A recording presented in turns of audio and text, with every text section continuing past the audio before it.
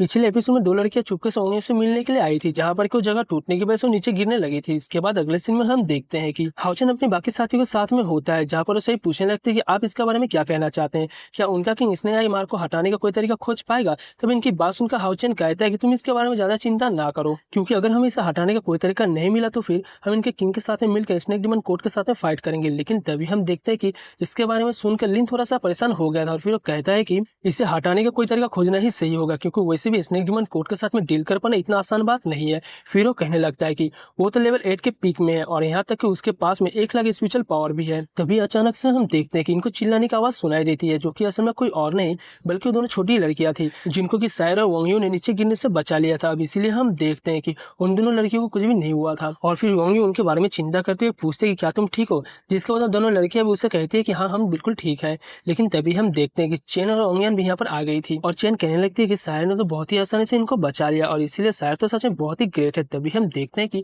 वो दोनों लड़कियां सायर को अपनी जान बचाने के लिए थैंक यू कहती है और वो ओंगियो से कहती है कि हम केवल आज आपको देख सके इसीलिए हम आपको फ्लावर देना चाहते थे। जिसके बाद हम देखते हैं कि ओंगियो भी बड़े प्यार से इसे ले लेती है और फिर इनसे कहती है कि लव यू सो मच। इसके बाद वो दोनों लड़कियां फिर से सायर को थैंक यू बोल के यहाँ से चली जाती है। तभी ओंगियो सायर को कहने लगते हैं कि अगर तुम वहाँ पर नहीं होती तो शायद इन बच्चों को कुछ हो गया होता और इसीलिए हम देखते हैं कि वो इसे थैंक यू भी कहती है और कहती है कि मैंने आज तक जितनी भी लड़कियां देखी है उनमें से तुम सबसे ज्यादा पावरफुल हो। तब इस पर शायर उससे कहती है कि तुम भी इन बच्चों के दिल में सबसे ज्यादा पावरफुल है। इसके बाद अगले सीन में हम देखते हैं कि ब्लेसिंग सेरेमनी का टाइम आ गया था, जहाँ पर इसकी सारी तैयारी हो गई थी और हम देखते हैं कि वहाँ पर कई सारी बेबी को रखा गया था। तभी हम देखते हैं कि वोंगी भी हाउचन और उसके सभी साथियों के साथ में यहाँ पर आ जाती है, जिसे देख वहाँ के सभी लोग इन्हें ग्रीट करने लगे थे। जिसके बाद हम देखते हैं कि वोंगी हाउचन उसके सभी साथियों के साथ ज्वाइन करने के लिए कहने लगती है, क्योंकि ऐसा हो सकता है कि होली सोल इनको भी ब्लेसिंग दे दे। जिसके बाद हम देखते हैं कि हाउचन भी इसके लिए मान गया था और ये सेरेमनी कुछ देर बाद स्टार्ट हो जाती है। तभी हम देखते हैं कि वहाँ पर एक और लेडी आ जाती है जो कि आज की सेरेमनी को परफॉर्म करने वाली थी। लेकिन तभी यहाँ पर इतने सारे बेबी को देख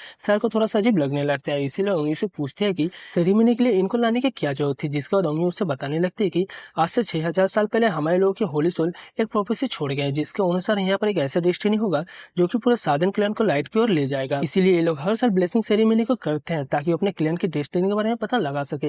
लेकिन तभी हम देखते हैं कि ऐसी बात करते हुए ओंगी काफी उदास हो जाती है, क्योंकि वो इसके बारे में पता लगाने के लिए हजारों साल से इंतजार कर रहे हैं, लेकिन आज तक भी इनको अपनी डेस्टिनी के बारे में पता नहीं चला। इसके बाद ओंगियो कहती है कि मुझे उम्मीद है कि इस बार होली से कोई रिस्पांस मिलेगा ताकि मैं अपने साधन क्लैन को फॉक्स से बाहर लेकर जा पाऊंगी। तो तभी हम देखते हैं कि वो लेडी डाली से ब्लेसिंग सेरेमनी को स्टार्ट करने के लिए कहती है, क्योंकि इसके लिए साधन फैमिली की ब्लड लाइन की जरूरत होती है। जिसके बाद हम देखते हैं कि डाली भी इसके लिए पूरी तरीके से रेडी हो गया था और तुरंत ही अपनी वेपन के ऊपर ब्लड गिराता है ताकि इस तरह से अपने फादर को श्रद्धांजलि दे सके। अब ऐसा करते ही वो वेपन एक्टिवेट हो जाती है। लेकिन तभी सर ओंगी से पूछने लगती है कि तुम वहाँ पर क्यों नहीं गई, क्योंकि तुम भी तो साधन फैमिली के प्रिंसेस हो। लेकिन इस पर ओंगी कहने लगती है कि तुम अभी हमारे क्लैन के बारे में ज्यादा कुछ नहीं जानते, क्योंकि जो कोई भी अवतार के ऊपर में खड़ा होकर होली सोल को प्रे करेगा तब इसकी वजह से उसे डेथ भी मिल सकती है, जो कि हमारे एंसेस्टर के द्वारा सेट किया गया रूल है। तब इसके बारे में सुनकर वोंगियन भी कहती है कि क्या ये सही है। वही शायर कहने लगती है कि मुझे लगता है कि तुम इस सक्सेसर हो, क्योंकि लोग तो उसे ही चाहते हैं जिसके पास एबिलिटी हो। जिसके बाद हम देखते हैं कि ओंगी इस बात के लिए शायर को थैंक यू कहती है और फिर उसे बताती है कि डाली भी असल में बहुत ज्यादा मेहनत करता है। वही उधर हम देखते हैं कि डाली ने भी उस वेपन को एक्टिवेट कर दिया था और इसीलिए तुरंत वहां से वापस चला आता है। तभी अचानक से हम देखते हैं कि आसमान से इसमें कोई और आती है, जिसके बाद वो लेडी ब्लेसिंग सेरेमनी को आगे कंटिन्यू करने के लिए रेडी हो गई थी और हम देखते हैं कि वो यहाँ पर इसके लिए बहुत सारी चीजें करने लगती है। फिर वो कहने लगती है कि अब मैं पूरी ईमानदारी से अपना रिस्पेक्ट देती हूँ और फिर हम देखते हैं कि ऐसा करते हुए बेबी को इसके पावर की यूज करने लगती है, जिनको की सेरेमनी स्टार्ट करने से पहले यहाँ पर लाया गया था। जिसके बाद हम देखते हैं कि वो लेडी एक एक करके ऐसे सारे बच्चों के साथ में करती है और फिर वो कहने लगती है कि होली सोल सबसे ऊपर में है, लेकिन फिर भी मैं चाहती हूँ कि आप मेरी विश को जरूर सुने। और फिर हम देखते हैं कि वो ऐसी बात करते हुए अपने वेपन को नीचे खड़ा कर देती है। तब इसे देख डाली और बाकी लोग इसे ग्रीट करने के लिए रेडी हो जाते हैं और फिर कहने लगते हैं कि होली जनरल आपको वेलकम है। लेकिन हम देखते हैं कि यहाँ पर धीरे धीरे अब काफी टाइम बीत गया था, इसीलिए वो सब इस बात से काफी उदास हो गए थे और इनमें से किसी को भी समझ में नहीं आता कि आगे क्या होगा। फिर हम देखते हैं कि वो सभी एक दूसरे की तरफ देखने लगते हैं, क्योंकि किसी को भी समझ में नहीं आ रहा था कि आगे क्या होगा। तभी हम देखते हैं कि वोंगियो भी इस बात से काफी उदास होने लगती है और फिर कहते हैं कि शायद अभी तक डेस्टिनी सन का जन्म नहीं हुआ है। लेकिन तभी अचानक से हम देखते हैं कि उस वेपन में कोई पावर एक्टिवेट होने लगती है, जिसे देख वहाँ के सभी लोग उसे ग्रीट करने लगते हैं। लेकिन वही हाउचन उसके साथियों इसके बारे में ज्यादा कुछ समझ में नहीं आ रहा था। तभी हम देखते हैं कि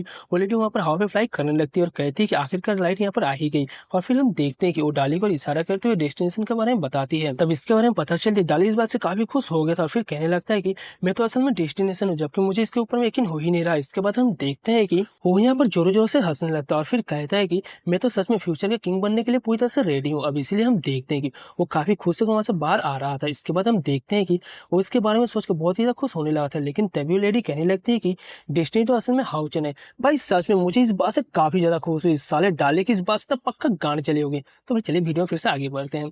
जिसके बारे में सुनते सभी पूरी तरह से हैरान हो गए थे और वो कहने लगते हैं कि ये क्या हुआ। लेकिन तभी हम देखते हैं कि इस बात से ये लोग पूरी तरह से कंफ्यूज हो गए होते हैं, जबकि उन्हें डाले भी इसको कुछ समझ में नहीं आ रहा था कि अचानक से यहाँ पर क्या हो गया। इसके बाद वो कहने लगता है ये पूरी तरह से इम्पॉसिबल है और ऐसा किसी भी कीमत पर नहीं हो सकता। तभी अचानक से हम देखते हैं कि हाउचिन के बॉडी में कोई पावर जनरेट होने लगती है, जिसकी वजह से वहाँ पर हवा में फ्लाई करने लगता है और फिर वही हम देखते हैं कि वो लेडी वहाँ से नीचे आ जाती है। तभी हम देखते हैं कि हाउचिन को देख सभी पूरी तरह से हैरान हो गए होते हैं और फिर कहने लगते हैं कि आखिरकार होलिसन यहाँ पर एपियर हो ही गया। अब इसकी वजह से हम देखते हैं कि इसके बारे में सोचकर वो सभी इस बात से काफी खुश हो गए थे और वो कहने लगते हैं कि ये तो सच में डेस्टिनेशन है जो कि हमारे साधन क्लैन को लाइट की ओर ले जाएगा। लेकिन तभी अचानक से हम देखते हैं कि इसकी पावर की वजह से कहीं और भी हलचल होती है, जिसके बाद हम देखते हैं कि कोई और नहीं बल्कि शायद यहाँ का किंग था, जो कहने लगता है कि डेस्टिनेशन असल में कोई और नहीं बल्कि एक इंसान है और इसीलिए मुझे तो इस बात के ऊपर में यकीन ही नहीं हो रहा। सो गाइस ये वाला एपिसोड यहीं पर ही एंड होता है। अगर वीडियो आपको अच्छी लगी तो वीडियो को लाइक करके चैनल को सब्सक्राइब कर लेना। मिलते हैं नेक्स्ट वीडियो में, तब तक के लिए tata bye bye and take care.